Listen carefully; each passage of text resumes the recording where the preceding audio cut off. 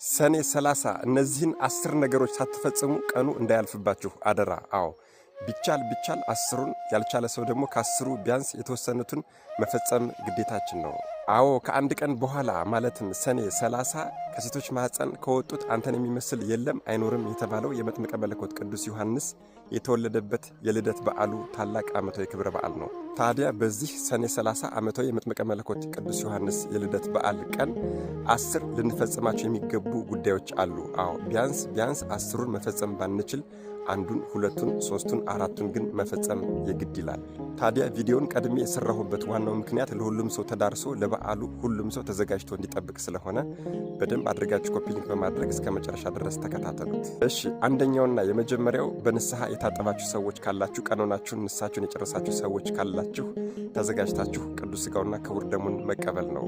የመጀመሪያው እሱ ነው። ሁለተኛው ደግሞ ያልተዘጋጃችሁ ሰዎች ካላችሁ፣ ንስሐችሁን ያልጨረሳችሁ ሰዎች ካላችሁ ቅዳሴ ማስቀደስ። አዎ በቤተ ክርስቲያን ተገኝቶ በመጥምቀ መለኮት ቅዱስ ዮሐንስ ስም በተሰየመ ቤተ ክርስቲያን ተገኝተን ቅዳሴ ማስቀደስ የግድ ይላል። ቢያንስ የመጥምቀ መለኮት ቅዱስ ዮሐንስ ቤተ ክርስቲያንን ባናገኝ ደግሞ በማንኛውም ቤተ ክርስቲያን ተገኝተን ሰኔ 30 ቀን ቅዳሴ ማስቀደስ ይገባናል። ምክንያቱም በቤተ ክርስቲያን ተገኝቶ ቅዳሴ ያስቀደሰ ሥጋው ደሙን የተቀበለ በዓልህን ያከበረ እስከ 55 ትውልድ ድረስ እምርልሃለሁ ተብሏልና ነው። እሺ፣ ሶስተኛው ደግሞ ሥጋው ደሙ ያልተቀበላችሁ ሰዎች ካላችሁ ቅዳሴ ከማስቀደሳችሁ በፊትም ሊሆን ይችላል ወይም ቅዳሴ ካስቀደሳችሁ በኋላ የግድ ጸበል መጠመቅ ያስፈልጋል። አዎ በመጥምቀ መለኮት ቅዱስ ዮሐንስ ቤተ ክርስቲያን ተገኝታችሁ ገድሉ ተአምሩ በተነበበበት ጸበል እንጠመቃለን ማለት ነው። አዎ የገድልህ የተአምርህ መጽሐፍ በተነበበበት ጸበል የተጠመቀ የተረጨና የጠጣ ሁሉ እስከ 80 ዓመት የሠራውን ኃጢአቱን ይቅር እልልሃለሁ ተብሏልና ነው። እሺ፣ አራተኛው ልናደርገው የሚገባ ነገር ደግሞ በሰኔ 30 የመጥምቀ መለኮት ቅዱስ ዮሐንስን ገድል ማንበብ፣ ተአምሩን ማንበብ የግድ ይለናል። አዎ በቤተ ክርስቲያን ተገኝተን መስማት ያልቻልን ሰዎች፣ ሲነበብ መስማት ያልቻልን ሰዎች፣ መጠመቅ ያልቻልን ሰዎች ካለን በቤታችን ገድሉን ተአምሩን አንብበን አዎ ማየ ጸሎት ጸበል ወይም ደግሞ ውሃ አዘጋጅተን ያንን መጠጣት፣ መረጨት፣ መጸበል ይጠበቅብናል ማለት ነው። ምክንያቱም የገድልህ የተአምርህ መጽሐፍ የተነበበበትን ውሃ እንደ ማየ ዮርዳኖስ እኔ እንደተጠመቅኩበት እንደ ዮርዳኖስ ጸበል አደርግልሃለሁ። በዚህም የተነሳ በዚያ ጸበል የተጠመቀ ሰው ምንም አይነት በሽታ ምንም አይነት ደዌ ቢኖርበት ይፈወሳል፣ የ80 ዓመት ኃጢአቱም ይቅር ይባላል የሚል ቃል ኪዳን ተቀብሏልና ነው። አምስተኛው ገድልና ተአምር አንብባችሁ መጠመቅ፣ መረጨት፣ መጠጣት እንዳለ ሆኖ ቤታችሁን የሥራ ቦታችሁን በሙሉ ደግሞ በጸበሉ መርጨት ያስፈልጋል ማለት ነው። ምክንያቱም እዚያ የሥራ ቦታ ላይ ወይም ደግሞ መኖሪያ ቤታችን ላይ ችግር ቢኖር ችግሩን ያስወግድልናልና ነው።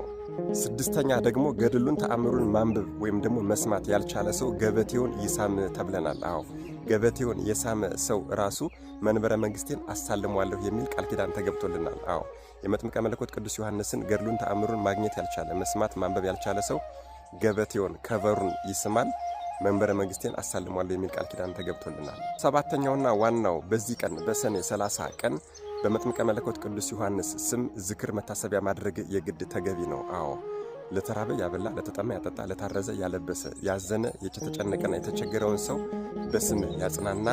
አዎ አቅሙ በፈቀደው መልኩ ዝክር መታሰቢያን ያደረገ ሰው እስከ 55 ትውልድ ድረስ እምርልሃለሁ ተብሏል። ለዚህ ዝክር መታሰቢያ እናዘጋጃለን እናደርጋለን ማለት ነው።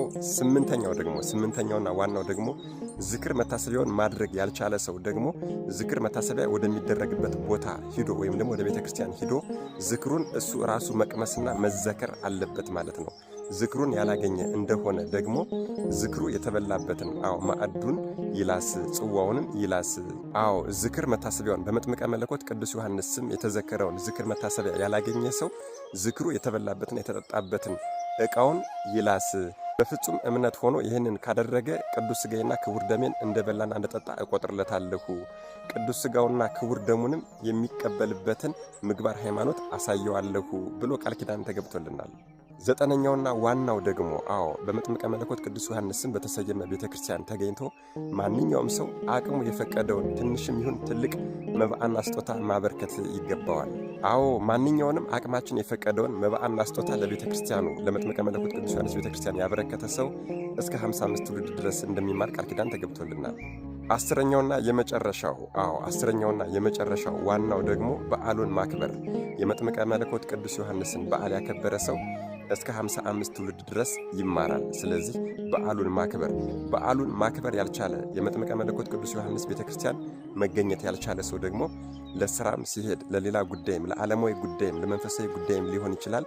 በዚያ በሚያልፍ ሰዓት የመጥምቀ መለኮት ቅዱስ ዮሐንስን ቤተክርስቲያን ሲያይ ቅጽሩን ገራገሩን ደጀ ሰላሙን ቢሳለም መንበረ መንግስቴን አሳልሟለሁ እስከ 55 ትውልድ ድረስም እምረዋለሁ ተብሎ ቃል ኪዳን ተገብቶልናል። ስለዚህ ወገኖች በእርግጠኝነት ከነዚህ ከአስሮቹ ነጥቦች እርግጠኛ ነኝ ላናደርገው የምንችለው ስጋው ደግሞ ላንቀበል እንችላለን።